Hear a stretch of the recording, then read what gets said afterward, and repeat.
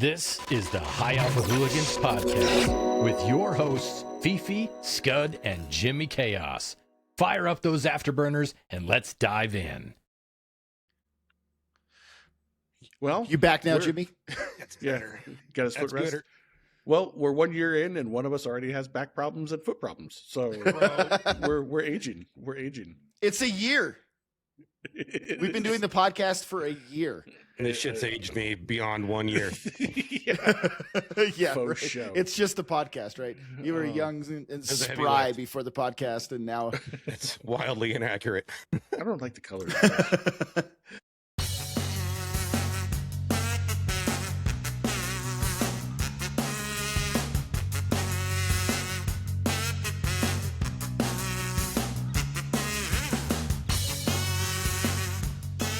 Well, welcome back, Hooligans, to our anniversary episode. It's been 1 year since we started the podcast, since we were begging and giving shit away to try to get 50 subscribers, and now we're, I don't know, what, 24,000? Yeah, I don't know. I'm not even something like that. It's been a hell of a fun ride so far. Give or take a grand. Yeah. Give or take a grand. Yeah. First off, minus. to everyone that's watching and listening, we've been able to do this for a year because you guys keep watching us talk about a video game. So thank you. Because of you guys watching, we get to sit in front of our computers and somehow legitimize the fact that we play this game way too goddamn much. Too much. I still don't know how this is. I still don't know how this is all like. Still surviving. We should do 10 minutes of. We should do 10 minutes of ads. 10 minutes just right off the bat, just commercials. We will though start off by thanking our sponsor, Fox 3 Managed Solutions, Eagle Dynamics, our partner Eagle Dynamics, Heapler, and big shout out to Nine Line because he's been doing a lot of heavy lifting for us. Yes. Maybe in the post show we'll talk about that. Also, we're affiliated, as we've mentioned in the past, with Thrustmaster, Moza, and Pimax. So if you are looking for hardware from those guys, we've got links. Use the links. Soon to come. We'll talk about it more in the post show. Wind control. Wing control. Same. New name, new neighbors. New year, new me. You know, we went on a diet, you know. We bounced around some territory. I'm actually legitimately worried if I'm going to fit in the airplane seats. Anyways, let's go.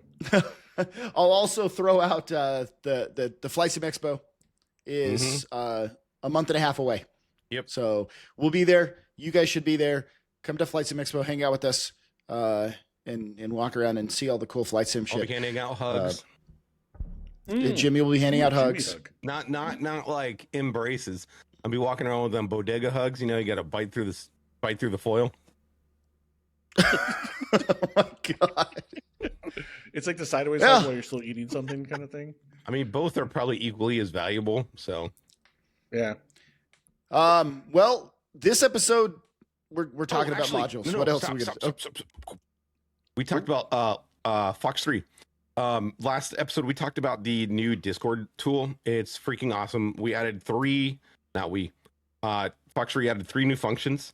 So you can start the server on pause. You can list your missions that you have loaded to the server. And there was one more thing, I forget what it was. So it's ever evolving. So that third thing was so cool, he forgot it.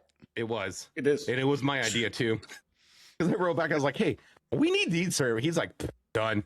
Also, the new web tool. You now can do everything in one place on the internet for controlling it and in conjunction with the Discord bot. Fox 3 went through a huge metamorphosis over the last 45 days. Completely different user interface.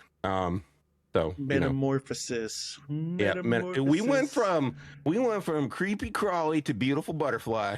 Ah, there it is. I'm so glad you got the reference. I just wanted to holler out, Fox 3. Luck's been doing a lot of work on his product, and it's definitely showing. So you guys see the back end with like the Discord tool. So yeah, good shit. There's there's even a whole new Discord server channel that I have to sit in now that I muted because I'm like totally not messing with the server stuff. But I'm just. I'll admit too. I I don't know what's going on with all this new stuff. Jimmy gets super excited, and we're like, "Hot potato, Jimmy, you understand this?" Because like, somebody asked me the other day like how to reset something on the server, our server, and I was like, I don't know how to do it. There's four of us. Yeah, like no shit. I would just like, everybody was always like, Fifi, how do I do this? I'm like, dude, I am just like the business money guy. Like, that is a Jimmy question. Or then people are like, hey, what about this video? And I'm like, that's a Scud question. So we really all have like our own little like I just lanes, and we like our lanes too. Like, it's our strengths. We like what we do, and somehow we make one fully responsible individual. So. Yeah. The three of us are like dogs in a trench coat, and we fool you into thinking we know. We together are one dog in a trench coat that knows what the fuck's going on. Yeah. One biscuit, please. All right, my bad. I started a little rampage, but I had to give a little shout out to Vox 3 with the new tools. Valid.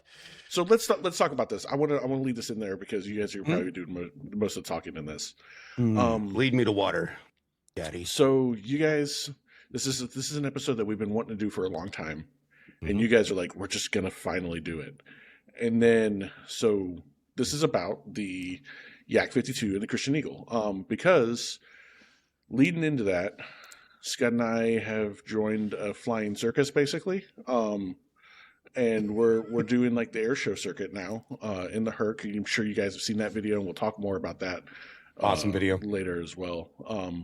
But then Scott all of a sudden, like some weird monster awoke in him, and then he really enjoys creating these videos, these cinematic videos for airplanes. And then he's like, "Oh my god, let's do that." So then the brother video. Remind me to tell you about what I've said about it. Yeah, so I'll let you guys get into that for sure. But this is about the Yak 52 and the Christian Eagle. So two of the most underrated and forgotten about aircraft in DCS.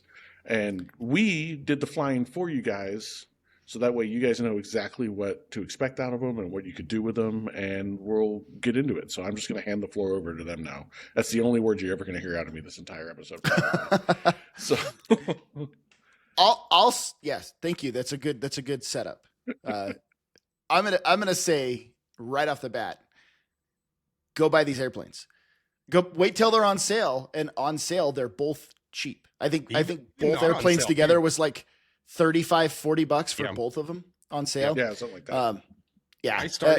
I started thinking, I was like, man, these are worth it on sale. And then like, so this is funny. This kind of leads into the thought I have. So we were looking at the views, and my wife says, she's like, man, you guys should just make more of these videos. Skip the podcasting. You guys are really good at this, and like, you're getting a lot of views.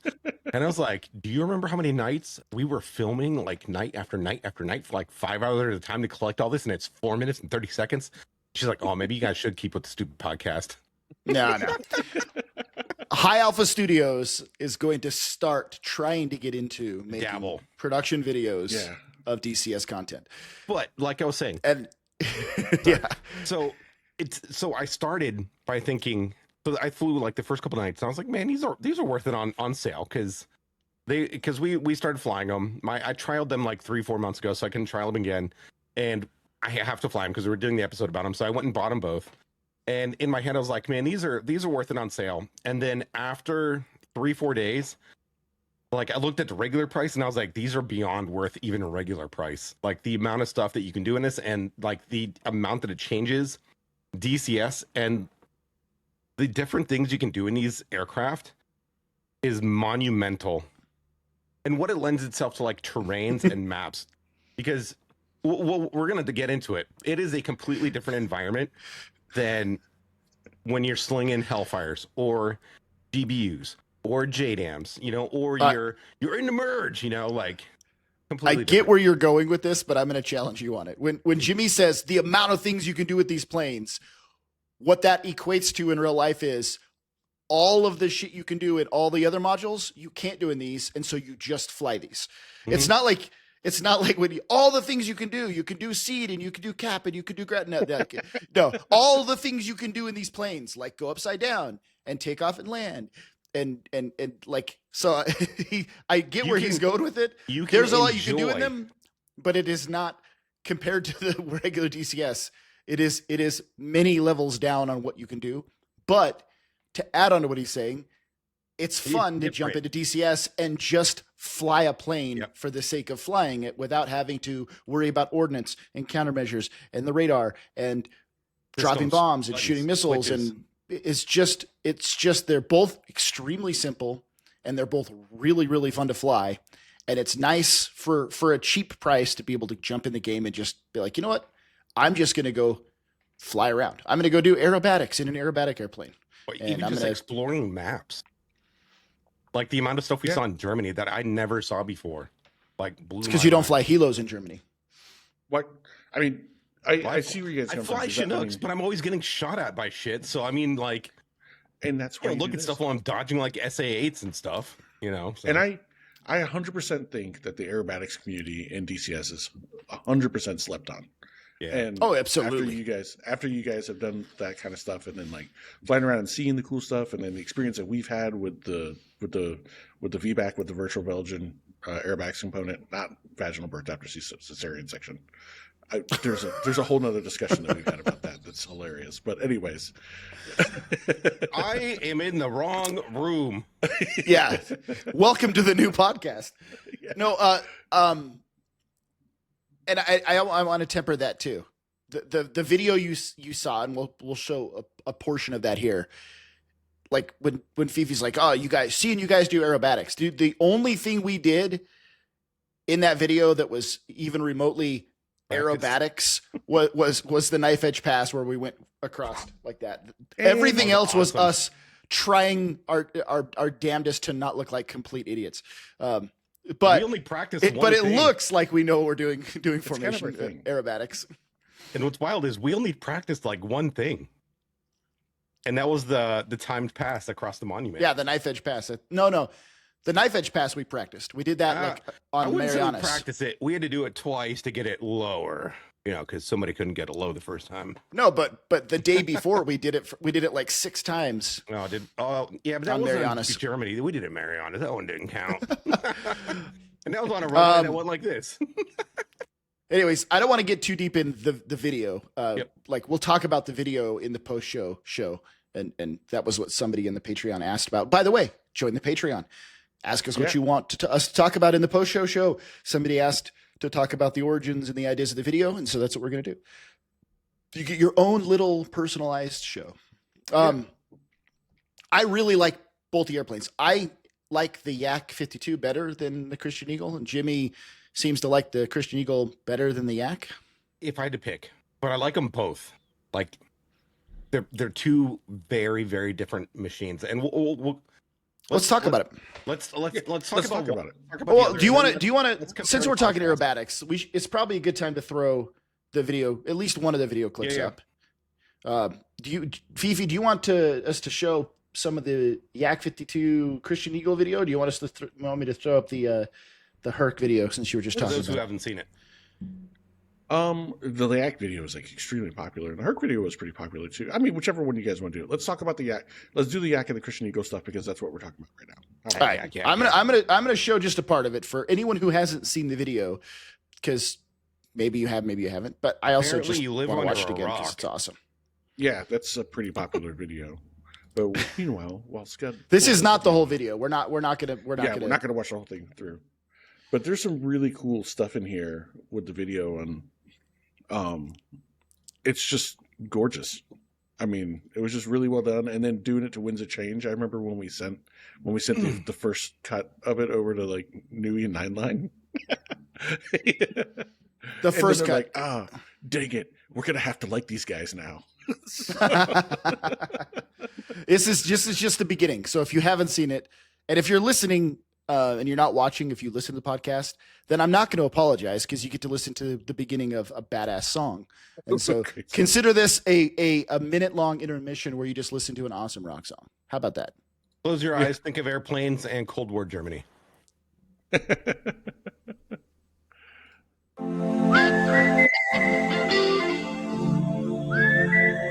remember someone said that it would be really cool if you made the tractor like tip up like in cars when a tractor tip up.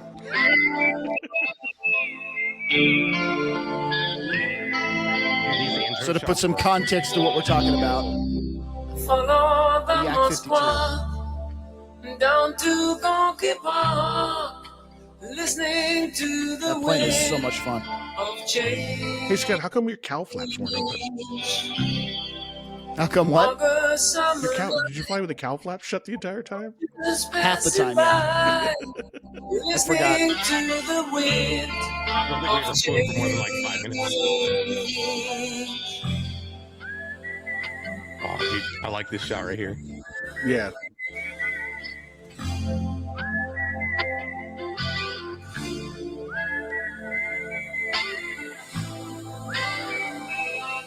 I think one of the funniest things about the Yak was the fact that the wheels look down even when they're up. What's the wheel? Yeah, the wheels are down even though when they're up. The wheels are So always that's- down. That's a little sneak preview of the video that we already have up. And Go we'll watch talk, it. like I said, we'll talk more about the video in the post-show show. But there's the Yak and the Christian Eagle. Let's talk about the planes. Let's get into them. So Yeah. which one do you want to hit first, Jimmy? Let's go Yak. I flew the Yak first. You like the Yak? Easy to talk about. Yak was the first never. You missed the Yak on the first night. Oh my gosh! That Quick was going to say. backstory. I've never thought about getting the Yak. It's like probably most people. You scroll through and you're like, nah. And then you guys post all these screenshots of like 4 or 5 of you flying it and how much fun you had. And I'm like, well, now I've got to go buy it. And and then that was the pretty whole, funny. I'm going to say this too. The whole idea of the video, like I'll get more into it later, but the initial like spark of like, I want to make a video was because I missed you guys that you're like Yak flight night. I was like, well, I want to do that too. You And were maybe it'd be working. cool to get some footage of it. Yeah, that was Um, pretty wild. Like you guys like really partied it up with all the Yaks. Like everybody showed up in Yaks. Yeah, at the apex of the evening, we had 6. It was a ton of fun. Yeah, like I just said, everybody I went, was like screaming about how good it was. Yak. Yak, yak, yak. So big Yakety Russian yak. old radial engine. Mhm. It's like it is very Russian. It's very Soviet. Soviet Union, USSR. I mean, it's you could almost say it's like their version of the T-28. Yeah, except, and this is the way it is with most of these Russian planes, right? Most of the modules we get from the Soviet Union. It's like the Soviets T-28 Trojan, except it first flew in 1976. Like, yeah, it flew like 15 years after we started flying the T-38. You know, And we had the T-37, so it's very antiquated considering it's a late 70s airplane. It's a trainer. It's built to be a trainer. It can be used as a trainer in DCS. It does have 2 seats. There is a little bit of like weird desync-ish stuff that happens if you multi-crew it. We got And tickets some of in. it, We got tickets in. some of it is legit, like you throttle. switch who's piloting and the throttle moves to idle. There's a few things like that are unusual, but there's also things that are because the airplane's modeled correctly, like the gear and the flaps. You have to set them at a certain position in one seat for them to work in the other, and so like It's a feature. if the guy in the back puts the gear up and then doesn't put the gear lever in the right position or vice versa, then the guy in the front can't move the landing gear. And that's not a flaw. That's not because the game has desync or multi-crew issues. It's because it's the way it was designed. Speaking of design, this was originally, what did we find out? This was originally a professional project. Yep, professional. It was Yeah. a professional module. So it was originally as Professional like, license. Is that the words? professional license module Yep. and stuff like that. So it's as accurate can get. in 1, that 2, sense. 1. And what we mean by that professionally licensed module is that somebody out there, a company, a team of pilots, a military that flies these, somebody paid to have this module built so that they could use it to professionally train pilots. Yeah. I guess that kind of fell through at some point, and what we're left with, fortunately, is a very badass flight model of Yeah. a really cool trainer. Scott, what is your opinion of the flight model? I have never flown a Yak, but considering the size and type of plane it is with a big square wing, it feels exactly like I imagine it should. Yeah. We do have one person in the Discord in the community that has flown the Yak 52. Beaver. Did I take that from you? I'm sorry. It's funny. Dog jumps in and he's like, "Oh, let me remember the starting sequence." And Dog. like, You say Dog's flown it? Dog. Yeah, Dog has hours in. I said too. Beaver has. What? Oh, that's new. Yeah. Oh, we got 2. Yeah, Beaver trained in him. Crew. Oh my God. So that's cool. There's some stark contrasts we'll talk about when it comes to these 2 planes, but the Yak is aerobatic capable. It's extremely stable Huge. for formation, and it's a big heavy airplane, right? It's got a big 300 horsepower 9-cylinder radial, which means it sounds awesome. 9 cylinders. It's got decent power for the size of plane it is, but it's not a rocket ship. But it's capable of doing aerobatics. It's not snappy. It's not the Christian Eagle like hardcore to death metal music aerobatic air show stuff. But it is capable of doing every aerobatic maneuver that is in. I don't remember what the book is called, but there's like the book of like all the approved aerobatic maneuvers that the aerobatic competitions use. It is capable of performing every maneuver that's in that book. So it is a very capable aerobatic airplane. But it's a big, heavy aerobatic airplane that's kind of cumbersome and lumbers around. It is super simple inside the cockpit. The model, both inside and outside, I think are fantastic. The systems modeling is great. But it's very simple. It does have the really sketchy Russian ADI that's backwards. And so if you fly it and you go in the weather, good luck. And then to make it even more sketchy, I was flying it. Russian. It is. Even when you pick English on like, I want my cockpit to be in English. It's like, okay, some of the labels might be in English, but the rest of the gauges are still in Russian.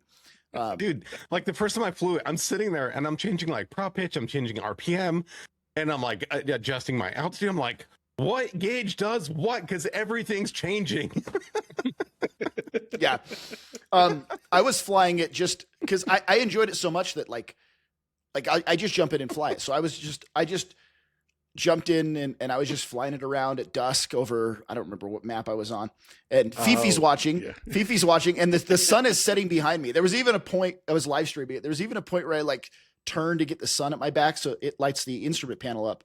But it's still getting darker and darker. And I am searching the cockpit for a light switch. I'm like, where in the hell are the interior lights? And Fifi jumps on Google and looks it up. There are no interior lights. So not only does it have this sketchy ADI, but God forbid you if you fly it at night. And the idea, I guess, from what he read, is you got a flashlight, right? Click. So yeah, you're gonna have to pull the flashlight up in DCS and read the gauges at night with the flashlight. Super basic, super sketchy unless it's a nice clear day. But damn fun. Let's. And so damn fun, but also it can pull 7 Gs. So that's ballpark almost what a Hornet does. Incredible. For about that fast, and then it's out of energy. Oh, instantly. It does have an absolutely huge big wingspans. It's 30 feet 6 inches, so that is wide. Its wingspan exceeds the entire length by 6 feet. What else? It does weigh. Oh, it's one of those. It's a flying rectangle. It is. Oh yeah. Very much so, dude. When you're trying to fly formation on that thing, the wing is like so much closer to you. Like trying to suck in on a tail, like your normal like visual reference. You have to like reference off the wingtip, not like where the pilot or like anything else is, because the wing is so big and wide. What was the other interesting thing that I saw? 7G service ceiling 32,000 horsepower is big. This is one thing I want to come back to when we talk about who's going to take with the Eagle. So the weight is over 2 tons, or it's like 2.5 tons, and then energy or horsepower is 300 and 600, which is going to be very noticeable when we talk Eagle later. Just remember those numbers. We'll come back to it. The notes that I have over here that I kind of jotted down, it's basically a Soviet tank, but it's still somehow nimble as hell. Yeah. It did trick my brain. It took me a little while to be able to land this thing. Take off in this it, was no fun. problem. It's easy to take off. It's peasy. easy to fly. But I was struggling. I'm like, nice speed coming in on final, and every single time I was like, oh shit, flare, slamming to the ground every time. And my brain finally clicked. I'm like, oh, it's because it's this old ass cable controlled airplane with a radial engine. So my brain is going into warbird mode, and I'm trying to flare out to land like in a 3-point attitude in a warbird and not land it like it's on these long, skinny tricycle gear legs. And so just the feeling of the big radial engine in the cow, like it kept switching my brain up, and I kept bringing it in like a warbird and Nope, you got just slamming it. And I'm like, it's pride, like, oh, it's a super easy, simple trainer that anyone can fly. Watch Scud crash land this 5 times in a row. I did the same thing. I ripped my tail off a couple times. You got to land like it's a like Cessna 154. Just drive it in. Oh, 154. 145, 172, 208. Okay. Out of the 3 things you said, one of them is a real airplane. Jimmy's heavily medicated. I am extremely heavily medicated. Yes. I did message these guys like 3 hours ago. I was like, hey, anesthesia wore off. I woke up. Yeah, Jimmy's heavily medicated. Jimmy, what did you like and not like about it? One thing I did not like, which is modeled absolutely correct. You can overspeed the flaps super easily, which, I did nearly every single time because you overspeed the flaps at like 86 knots. What happens? I didn't even. They I've get never stuck down. oversped them. So They they get get stuck stuck? Down, Yeah, so I was they start doing rubbing. touch and goes, just getting a feeling for landing, like what it feels like at near stall. So I'd touch down, hit power, go around, and I thought at first it was like the LA7 to where you have to like, neutral something to function it, and then after like 2-3 times, Sharko's like, no, dude, you oversped it like every time. Max speed for flaps is like 86 knots, and I was like, oh, I'm doing like 160.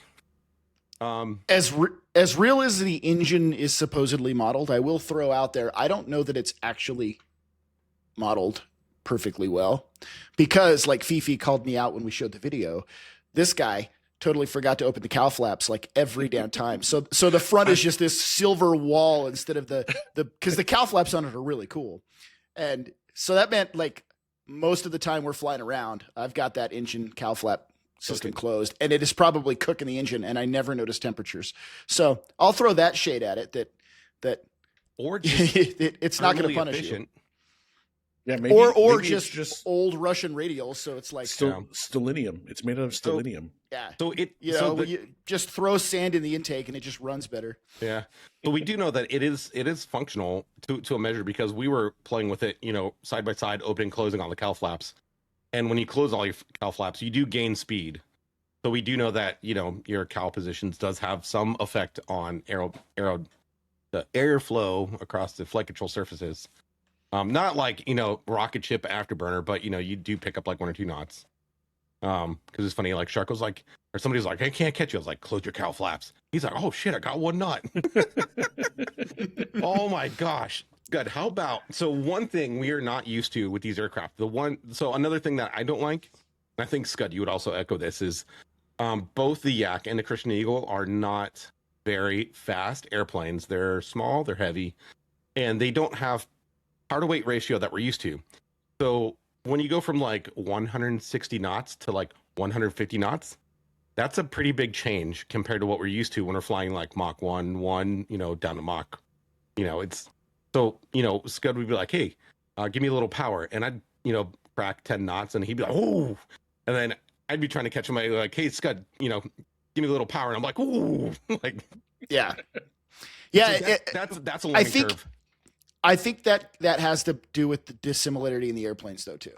Mm-hmm. Yes, yeah. Slowing down, cracking the power in a Hornet or a Viper is a lot. You can crack the throttle a half inch, and it's not going to bleed off speed as much as these things because there's just not as much power. So the power band is narrow. Pointy nose, fast jet. But we also, flying dissimilar formation, True. found that the aircraft weight and power made a difference too. You said they're both heavy, but the Christian Eagle's not nearly as heavy. Half the weight. Half the weight. So like every time we were descending, Jimmy. If Jimmy was following me, he's like, dude, I cannot keep up with you. I'm like, I'm in idle. I'm in idle, and I'm just tearing away from him because I've got 2 tons of airplane going downhill. But conversely, when we were going uphill, I could not catch Jimmy. And he's like, I'm in idle. And I'm like, I'm full powered. I can't catch you. So it was a lot of dissimilar aircraft weight, making it hard to fly. The power, though, the power differences, it was something that we noticed on Yak Night, too, because it was something that we noticed, like, when we had the 5 and 6 Yaks up. Like, the ratio, when you go from like 100 knots down to 90, that's a 10%, throttle change, as compared to going from like 550 knots down to 540, so bigger ratio of change. So back on topic. Yes. Overall, lock it in. I'm just gonna try to drive. Look at Fifi. If you just trialed this plane and flew it with us, you wouldn't be so bored right now. You know what though? I'm just enjoying hearing you guys talk about it. Listen, free trial. I've got so many aircraft that I got so many free aircraft in my hangar. And honestly, I've been doing other stuff. The maintenance. Too, but anyways, you guys wouldn't understand it. Maintenance hours. So overall, though, the Yak 52, thumbs up, thumbs down. What do you guys is like? 2 thumbs up. Give me 0 out of 10 easy. rating. 10. No, 10. 9.5. 9.5. 9.5. 8, and I love it, but 8 for what it is. Yeah. There are a few things that are probably need to be freshened up on it. And engine management, I will give to Scud. The entire time we were flying it, never cooked an engine. So, and I feel like because it is piston, it is radial, like I feel like I need to baby it. It is 30 years newer than our Warbirds, so there might be some technology. It was built 30 years after the Warbirds, but it's not. It is 1930s tech in that engine. It is a very old design. That's not just the engine design too. I wonder what the engine is. I'm going to look it up. I'm surprised it did. What the difference is between the engine in this and the engine in the LA7, if there's much difference in the way they were built. It's probably the same. I was going to say too, the pneumatic system is terribly similar. We talked about the LA7 recently, but the pneumatic system, again, built in 1976, and it's running off a LA7 1940s pneumatic system for starting the airplane. And actually, this is a really, it's really weird when engines start pneumatically, but this is one of them as well. That the brakes are pneumatic, the gears pneumatic, the flaps are pneumatic. So you're 8 out of 10 for the Yak. Is that on the Dave Portnoy like pizza rating scale? Because an 8's pretty good. Yeah. I would say it's equivalent. That's like travel. That's like travel 2 to 3 hours. The mouthfeel. Yeah, the mouthfeel. One bite, everybody knows the rules. So I would say if you like the Warbird style flying and you like the big radial engine and you like that kind of an airplane, a plane that's got some weight to it but is aerobatic capable. If you want to go learn aerobatics like the right way, this is an extremely good plane to start in. If you want to learn how to fly, just the basics of flying, you can do that in almost any airplane. But if you have somebody who's never flown a flight sim in their life and you want them to learn how to fly, perfect plane for it.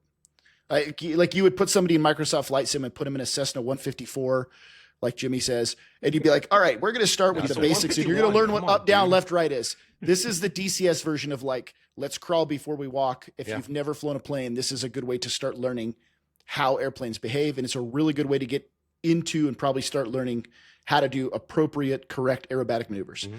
Then you graduate from this to the Christian Eagle when it comes to aerobatics. And on top of that, it's just fun. That's to fly. where you find go around drugs. and see all the and all the cool, all the cool places you could go see and enjoy. Yeah, 100%. The air on fire. I was gonna say, like the Yak itself is like the perfect bridge. Like if you are a digital aviator and you like Microsoft Flight Sim, but Microsoft Flight Sim is not study level. Yeah, yes, you can flip switches. Yes, you can control systems, but not to the same level that you can in DCS. But you don't want to do like combat style stuff, and you just want to see what DCS is while feeling kind of familiar to what you're used to in Microsoft Flight Sim. The Yak is what will give you that experience in DCS for study level while being comfortable and familiar to what you're used to in Microsoft Flight Simulator. And something you can't do in Microsoft Flight Simulator, you can have your buddy in the back seat talk you through how to start, how to take off, how to fly, you know, how to manage your engine. Like this thing, the Yak has a very special place in DCS. And like Fifi just said, yes, you can fly around maps pretty damn slow and look at detail that you're not going to see while you're dodging, you know, SA everything that's trying to fry you, or up at, you know, 40,000 feet, you know, slinging JDAMs. One more point before we move on to the Christian Eagle. I will say this too. We did for Warbird Wednesday a while back. We did the totally inappropriately named Thunderdome. That was awesome. And I'm gonna throw you under the bus on that one here as well. Jimmy built this really badass. It's Warbird awesome. mission. You can take any Warbird that's in the game that you have and fly, and it's just wave upon wave of progressively more difficult airplanes for you to fight against. With historical And facts. it starts with historical facts. Especially, there's a great historical fact about the Mustang if you fly his mission and listen up. But the first wave of airplanes that you fight against is a wave of Yak 52s. And I'm like, oh, Yak 52s, and we're all in World War II fighters. This is going to be easy. It's cake. That plane is hard to shoot down because it's only going like 80 knots. And so like none of us, we all struggled to shoot the Yaks down because we could not stay slow enough to stay behind him and get shots on him. So I'll just throw that out. You can defend against another fighter. Just go really, really slow. It would just stand up and pull. Its AOA was all of the AOA, and we're stalling out behind this thing. I throw shade at you. I throw shade at you just to clarify for the viewers, because there is one rule and only one rule about Thunderdome: 2 men enter, 1 man leaves. And Jimmy's like, yeah, but in this one, like 20 men can enter and all of them could leave. And I'm like, then it's not Thunderdome, damn it. Well, and Master Blaster runs Barter Town. All right, let's move on to the Christian Eagles. So we should stream Jimmy's Thunderdome sometime. Yeah. Dude, And, speaking of which, dude, that was a ton of fun. fun. Where can people find the Thunderdome and all those cool missions? Ladies and gentlemen, boys and girls, strap in for the secret treasure hunt to find Jimmy's Warbird Thunderdome. It's in our Patreon. Yeah, I was saying, I regret asking that. So onwards to the Pitts the Christian Eagle, because I've always thought it was a Pitts. It was a Pitts airplane. Dude, Christian Eagle, but it's a Christian Eagle. Awesome. It is awesome. And it's also, it is not a Pitts. It looks like a Pitts a little bit. I'm telling you, it is so but it good. is. There's a steep learning curve. It is a home built kit plane that first flew in 1977. So both these planes are right around the same 77, 76 and 77. I like where we're going. It's a 4-banger. This one is also dual seat.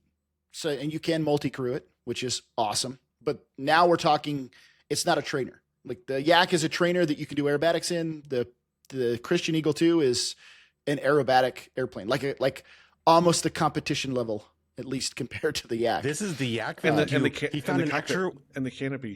Hold on. Go ahead, Fifi. And the canopy likes to fly off of it too. If you don't lock it, yeah. I love watching everybody. Ask me how I know. Yeah, I love watching. Well, you click the little thing and it closes around you, and you're like, okay, I'm good to go. And you totally miss this giant handle that says lock canopy. Well, we are also 100% for multi-crewing it and ejecting the canopy too. So the unlock canopy is a huge button to click.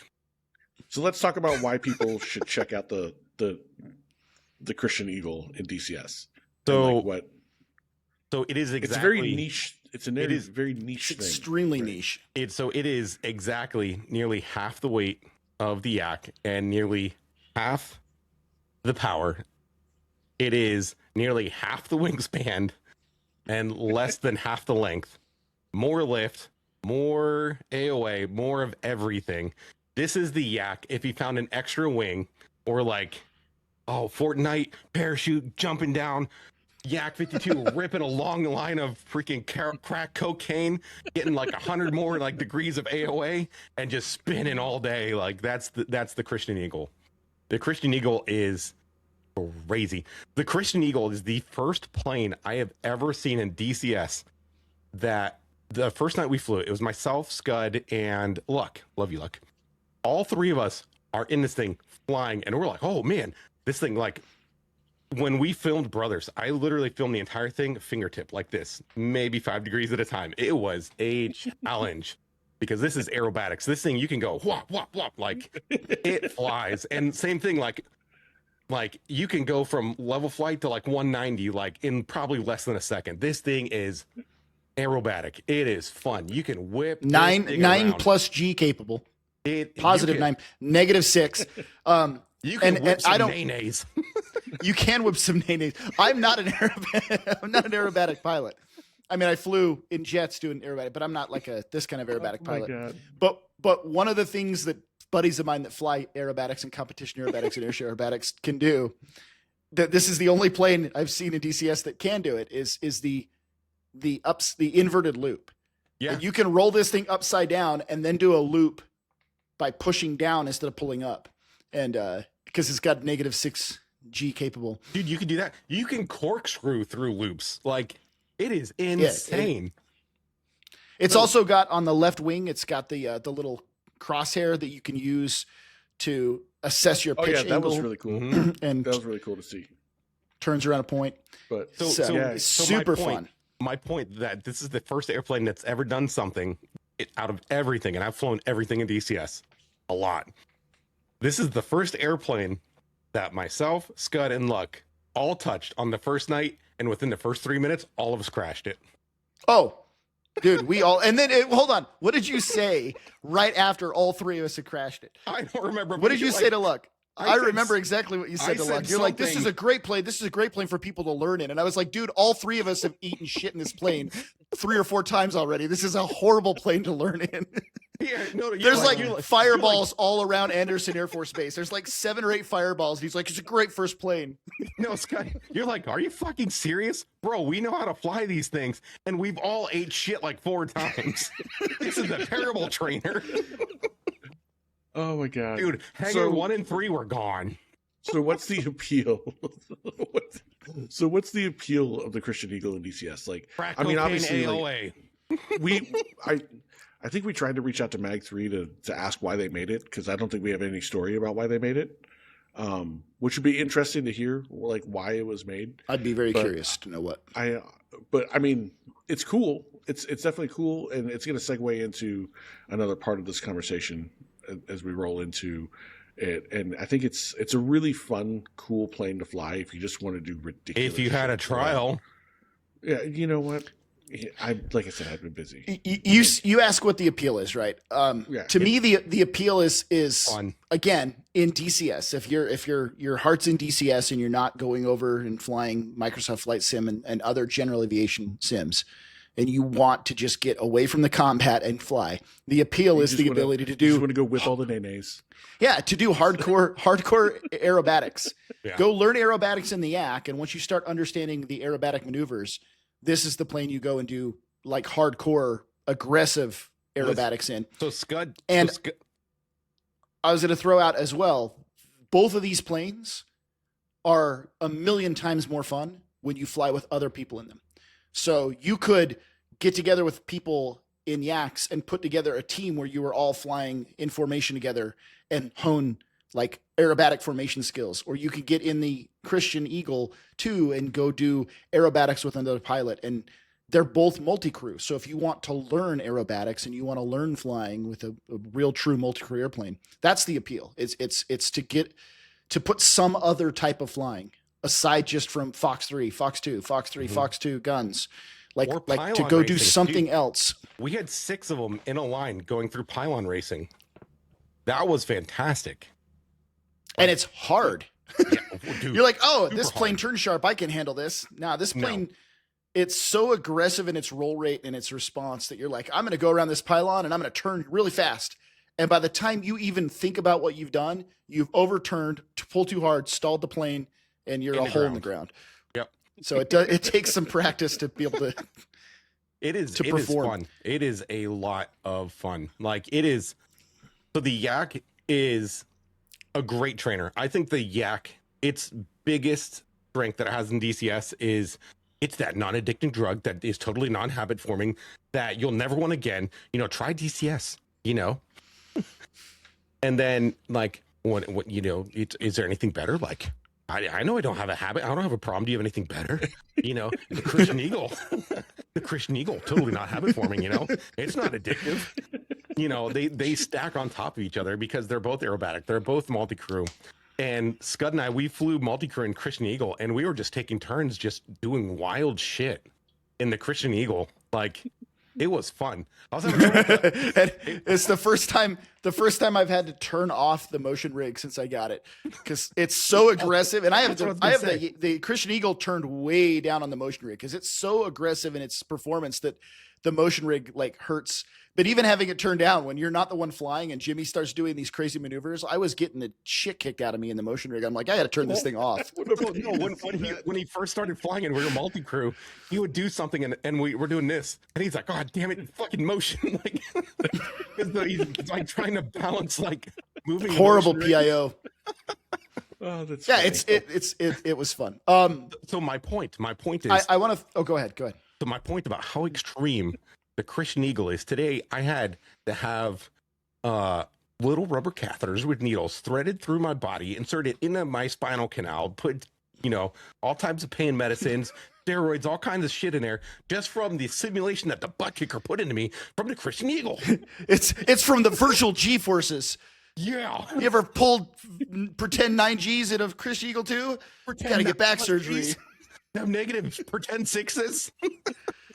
Oh, that's good though. The negative G's stretch your spine out. That's good. Oh yeah. So with that, I need more I want to throw out something else about the Christian Eagle too, in all of my dumb shit, because I'm like trying to like come out of a loop at like 3 feet off the ground and porking it away, and God, and so you two can times on that stick so hard. One time on the bottom bi wing and one time on the top, and the top one was I was trying to do a loop around a Chinook that I saw. But it responds so fast. So you're like, and I should probably start my loop now. And like, I'm thinking I'll go around the Chinook. Like it pulls so hard that I'm like, I should start my loop now. And I went right in, like I smashed right into it. But both, one time hitting the ground and one time hitting the Chinook, I broke off like the outer quarter or third of a wing. So the damage model is fantastic because you can lose part of the top or bottom wing. And then those metal braces between the wings are all bent. The wires are all cables are all bent and mangled. And I'm like, oh shit, that's pretty cool. Yep. So the damage model's great. So the only thing we've been talking about is the shenanigans we did. How's the 3D models? I think they look incredible. I think both of them are great. They look incredible. Exterior, I think the exterior view of the Christian Eagle with the smoke on, like when you're watching like a replay track, is like cinematic. Like it's something that it is so different than everything that we're used to seeing that it's like refreshing. It's fun. Like every time I watch us do the knife edge cross and then the monument cross with the loop out, like I get goosebumps. Like even just thinking about it, like goosebumps. Like it is so different. So flight model. I will say that I wish that the Christian Eagle had a better sound modeling, but I don't think that it's bad. I think I'm so used to, that's what I say. I'm so used to powerful jets or big radial engines or Mustangs or Spitfires that when you jump into a little 4-cylinder general aviation airplane, I don't think it's badly modeled. It's a kit plane. So it's so quiet and so like unimpressive because it's a little tiny engine. You're going from American John Deere down to Honda 19 horsepower push lawnmower. It's a IO 360, but it's still it's not a lot of engine for compared to what is in DCS. So it sounds very numb. Yeah. So let's get into driving. I'm steering again a little bit here.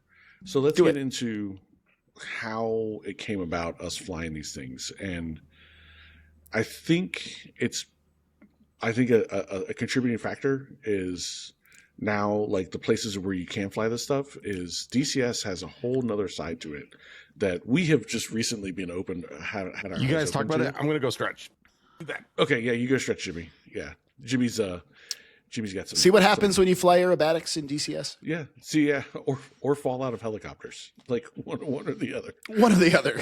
One or the other. Let's be honest. The real back injury is from how he positioned himself to shit in that MRE bag from way back in the day. Yeah. Well, the problem is who is going to be in charge of the DCS VA?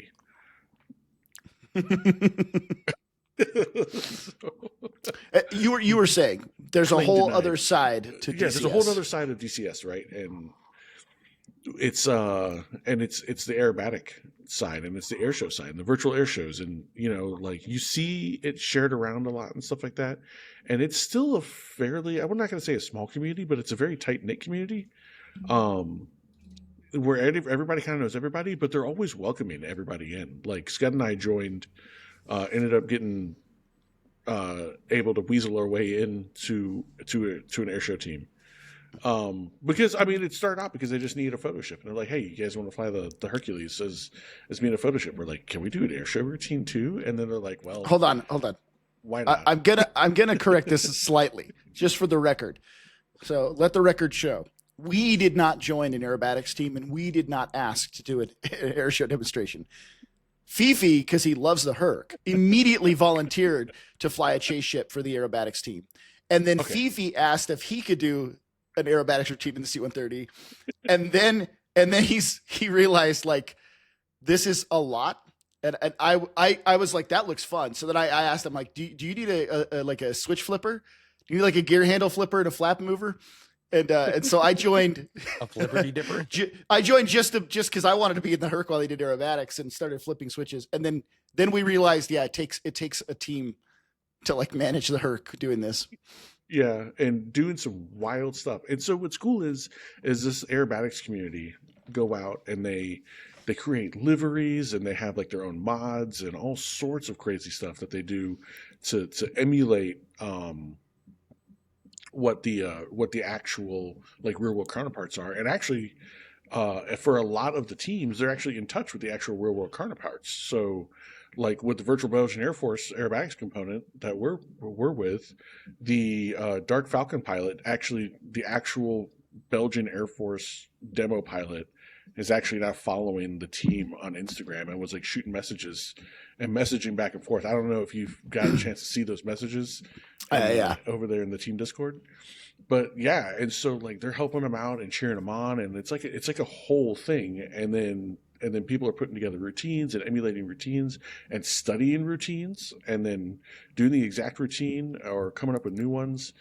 And these airplanes are like perfect for doing that kind of stuff. And it's a lot of fun. If you guys have not tried to put together your own aerobatic routine, try it. and see how hard it is, and so you can appreciate it. And definitely start looking at like the virtual air show stuff. And these, like we said, we're doing a Herc routine now. I mean, we're throwing that thing in a freaking loop, because that's something that the Lockheed Martin guys actually did with the L100 J models, and also we're doing like a whole TAC demo with it. There's a video up on the YouTube for like our little announcement. We'll show a 30-second clip, just part of it here in a minute. Yeah, it's good. Pulls it up. But go ahead. There's a place to fly these aircraft. I was going to add on, and it's in. Yeah, go ahead and pull it up, Scott. I'm just talking. Well, I was just going to add on to what you were saying. Yeah, but there's a whole air show component, aerobatics component, where these planes can be flown. So before anybody goes, well, they don't have any guns and they can't drop any bombs, you're absolutely wrong. There is 100% a place for these planes to be flown. There's gotta find them out. There's a whole server. There's whole servers that are dedicated just to aerobatics, and weapons are prohibited. Yeah. Oh, actually, I know dude, I was watching last week. It was not Indy Navy. Indy Navy and I were. I was chatting with Indy Navy, and I saw him in the chat where he saw me. I was like, "Yo, what's up, dude?" And we had like bromance going on. And yeah, who I was watching, he's sitting in the cockpit, and 18 so went like 30 degrees, like nose back, canopy towards the ground, like 3 feet off the ground, just going back the whole length of a taxiway. I saw that. Yeah, freaking insane. I don't know that can actually happen. I have no idea how that happened, but I was impressed. But what I was going to add on here is and Fifi kind of hit on it. First off, we talked to Sharko in a past episode about the virtual aerobatics teams and what it takes to be in that and what they put together. And we also talked to Kiro, who hosts one of the virtual air festivals. So there's a couple episodes where we've hit on this, but as we've dug deeper and started to get more involved in this, the folks that are emulating real routines are doing it as precise as possible. Like they're trying to emulate every last bit of what this Real Viper demo does for X Nation. And they're really good at it. When we watched the Kiro's Virtual Air Festival that was live on YouTube, there were some extremely impressive, precisely flown demonstrations. There was one, a black shark that took off in a hover, got to a certain altitude, and then did a backflip like 3 times and stopped it in a hover right over the ground. Like the amount of skill that pilots put into in practice to be able to pull off these maneuvers the same way, the same time, every time, exactly right. It's incredibly impressive. It's a huge labor of love. So, so go watch these and go put the time into looking at the stuff. And then if you're like, this seems really interesting, this is where these airplanes really come into play is to get started on learning how to do these maneuvers. Go ahead, Phoebe. And then like, you think you know an airplane flying it in like some sort of combat situation, but I learned a lot more about the Hurricane and maneuvering it properly and putting together this routine with Scott. It took a lot of knowledge that I didn't have that Scott obviously had from, teaching some basic aerobatics and stuff like that from your IP days and stuff like that. And we're like, no, this is how we have to do it because we have to enter and then, halfway up or over the top, you have to, there's the speed and altitude gates that you have to hit and things like that. And then we had to dig even farther into the systems to figure out how to turn off a lot of the safeties and the nannies in the C-130 that keeps you from doing those things and for us to be able to do those things and stuff like that. So, well, and then I talk about the guys that emulate real shows, but the C-130 demo for the virtual Belgian Air Force, there isn't one. So we were told, come up with a demo, like figure out a demo. So we're trying to figure out what would look cool and what can we do.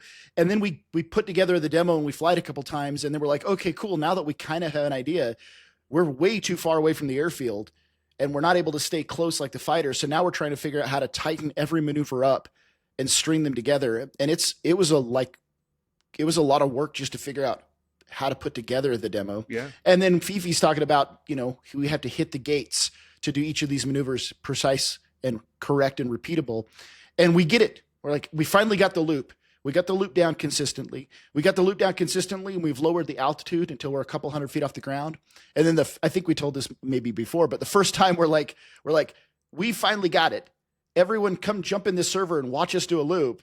And then we don't hit the gates. We enter about 150 feet low, and then the pole was wrong, go into the loop, and we came out of the bottom of that loop and pancaked that C-130 into the ground. The first time we asked people to come watch us live, like we got it now. You guys can come watch now, and then we just, dude, yep. Watch me ride my bike with no hands right into the garage door. Boom. I got a text from Fifi. He's like, "Bro, fuck me." So.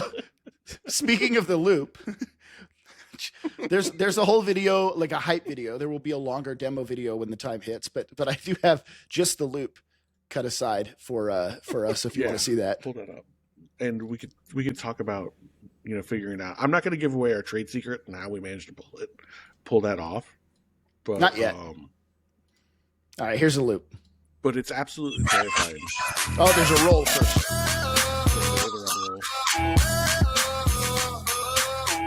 That's full deflection, by the way, doing that roll. A lot of these maneuvers are full deflection. Full deflection. Did you say full protection? I don't wear any. But dude, that library is so awesome. It's so cool. Somebody made it, and this was like an actual Belgian. So with the loop, right about here at this point, like in any other jet, we will refer you to go and watch the video to see more. But in any other jet, when you do that loop, you're looking up through the canopy, and you're like, I can see the ground, I can see how far around you are, but no, not I can see the runway, so I can stay aligned with it. And then the the Hercules also doesn't have like avionics. crew bags, helmets, manuals, a cooler, fucking microwave doors flying open, crew hatch lock gets in the head. And then on top of that, like, you don't realize, and then you don't think about little things like how, like, the Hercules doesn't have avionics designed to go upside down, so like all the avionics basically shut off, like, and you don't get any sort of thing. So now you have to, like, It's doing the little create, I don't know emoji. Yeah, you have to start creating. They do like like if you've ran a things. pod, like when the targeting pod in DCS gimbals, like when you fly over the target, the targeting pod like spins and loses track for a second.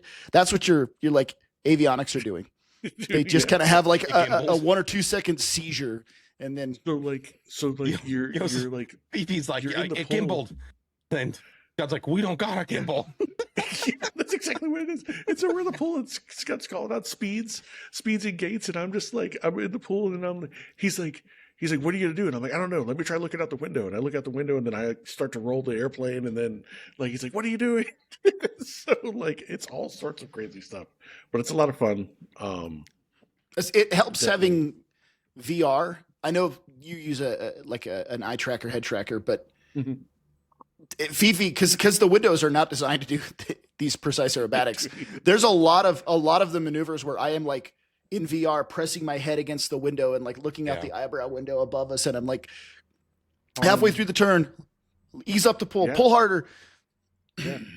Like it's definitely like a lot of really cool teamwork that comes into it. So definitely go check it out. I wouldn't say in the Herc, or I wouldn't say in any, but in any plane that you choose, go find a demo team. The Virtual Blue Angels, those guys are awesome.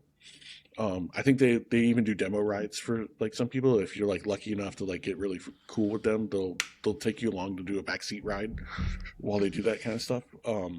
I will say the Virtual Blue Angels. Now I know that the real Blue Angels have a modified stick weight to allow them to fly inverted 45 and keep pounds. control of the airplane. So it's 45 pounds and nose down.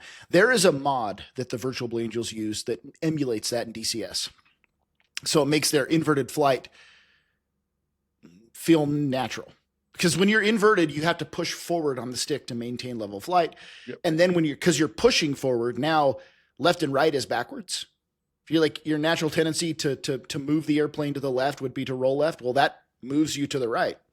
But they have this thing that emulates it. So that's kind of, I wouldn't call it a cheat. They're just emulating the real airplane. But I have seen online some of the Virtual Blue Angel pilots taking gas off the tanker inverted. That's cool. That's cool. So, but We that's got- what these planes are for. We So, got some practicing to do. yeah. That's I what have these planes are practiced for. and tried really hard because I wanted to just surprise you guys with it on a mission. Just Nah, had not happened. My brain don't work inverted. Done that tried a lot this past week. I don't go inverted for a longer than half a second. Just wait till we hopefully get the MC-130 we can refuel off of, and then we'll do 2 Hornets on the MC while in a loop. We won't. We best won't you're- be able to do that best you're because getting is a Fifi will knife go. edge, bro. He will do the one Oh, thing he yeah. has said he always wants to do, which is just constantly yell "return pre-contact" over and over again and never let us take gas. Everyone's going to be so excited to take off an actual pilot-flown airplane, and Fifi's not going to let anybody. He's going to be the soup Nazi from Seinfeld when it comes to the fuel. No gas for you. The best part of this Scud is we'll have Sharko in the back. Ramp will be down. It'll be photo ship. We'll be refueling. You and I will be left wing, right wing.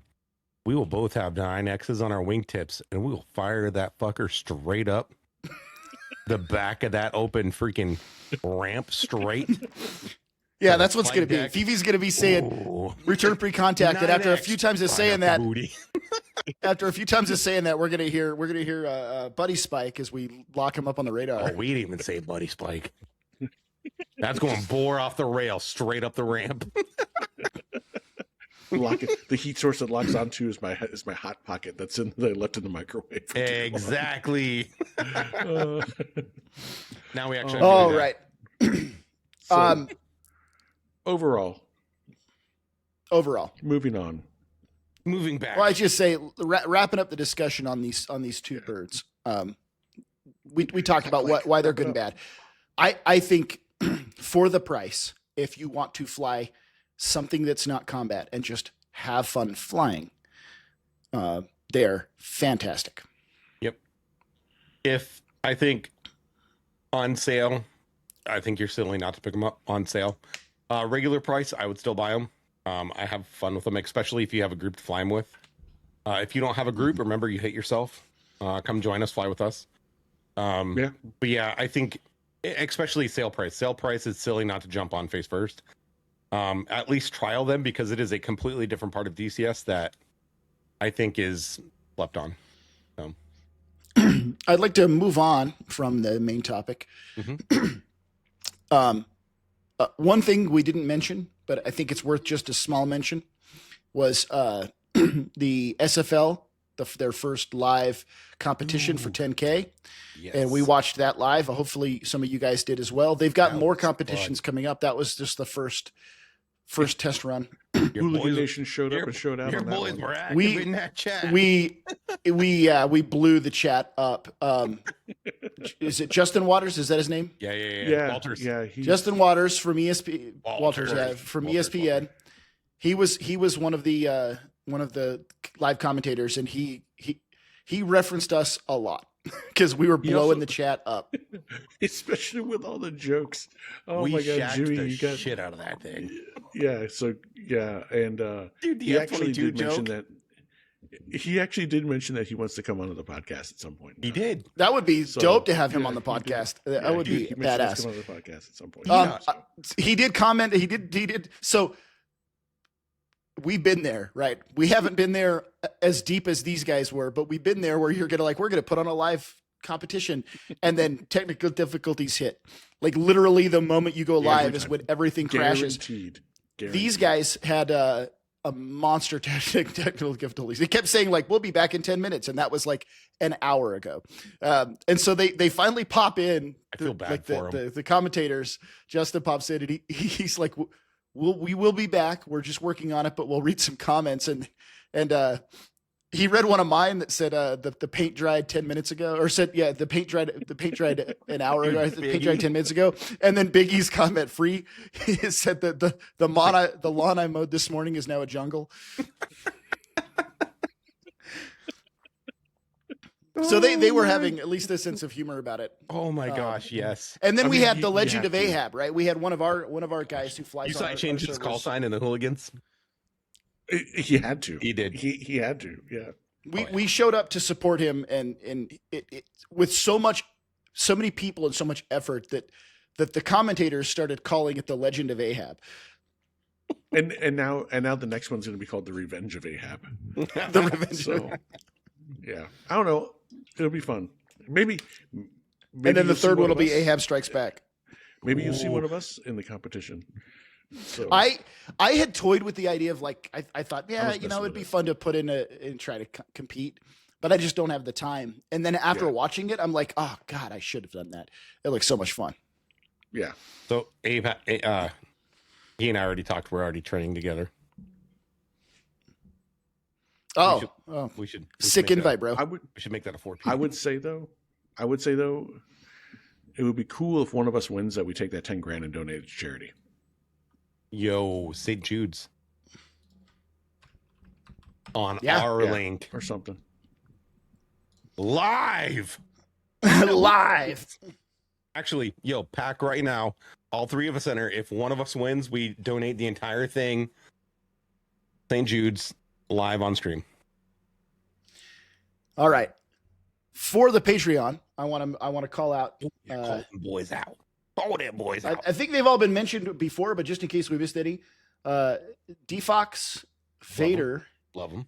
GP Motor, Ooh, love them. Jinxie, who's Love been 'em. flying a lot with us, Love them. Keys, who's been flying a lot with us, Wicked smart. and Beef Supreme, who is like on every live stream I've ever done. Beef. Yo, Beef. Beef is the beard master. That dude's got some freaking weave on his face. He brings the beef.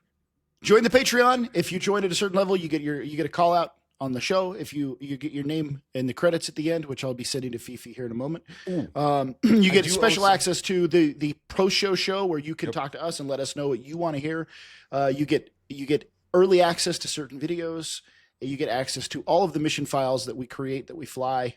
You get some swag.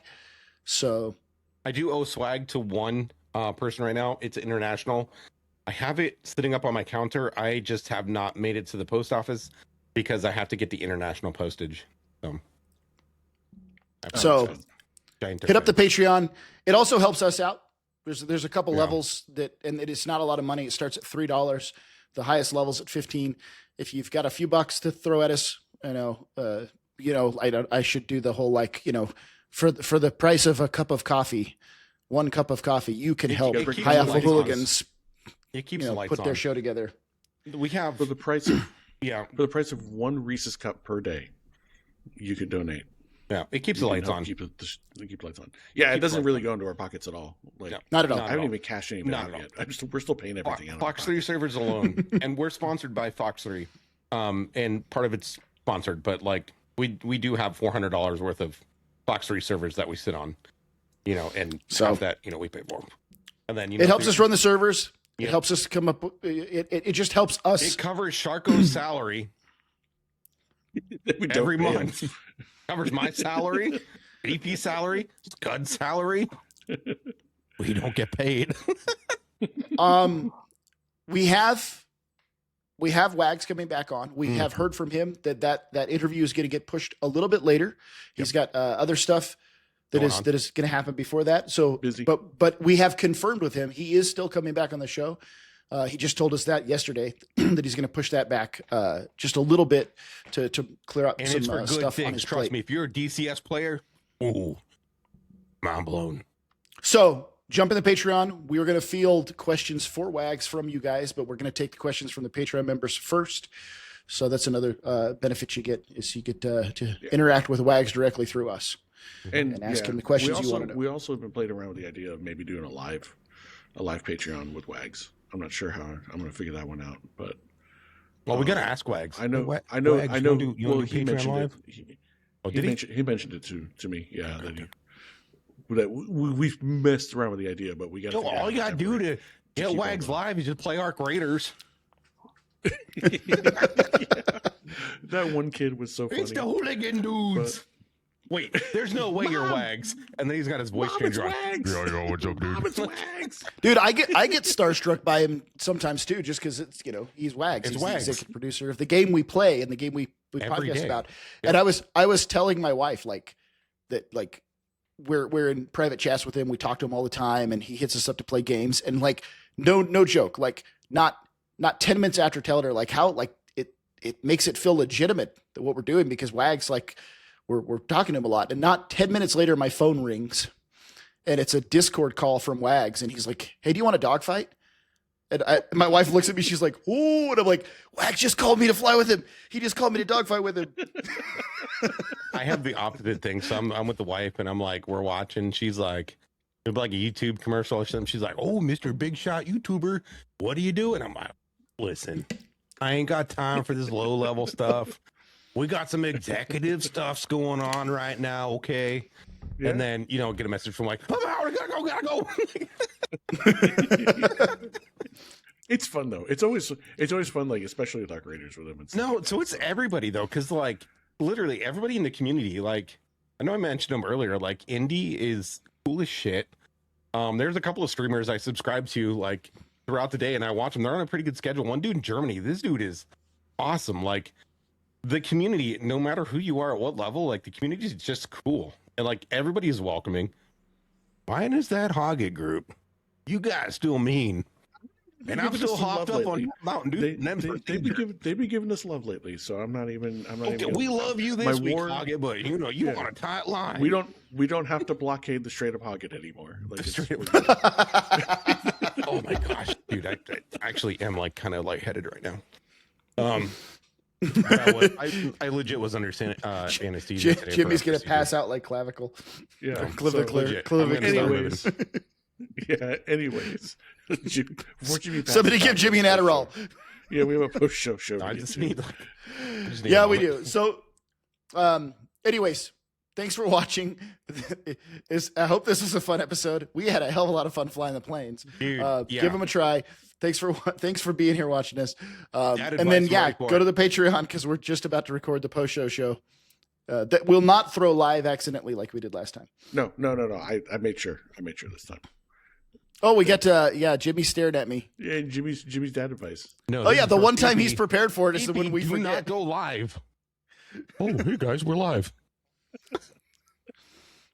And we're like this, like fingers You on our could belly save the buttons and world. everything. You could save the world 10 times, but I'm not gonna use the rest of that phrase. You But anyway, saved the fly world the 10 times. planes. Yeah, I'm not gonna use the rest. Dad of that advice. All right, so dad advice. First person to comment that says Jimmy is beautiful will get a free yak or a Christian Eagle. Your pick. Cut it. Rifle That's kazoo. dad advice. Love you guys. Rifle kazoo. Yeah, I'm giving away free shit. What- That's dad what is advice. going on? Jimmy's Are beautiful. we just giving away things now? Okay, I'm done. I said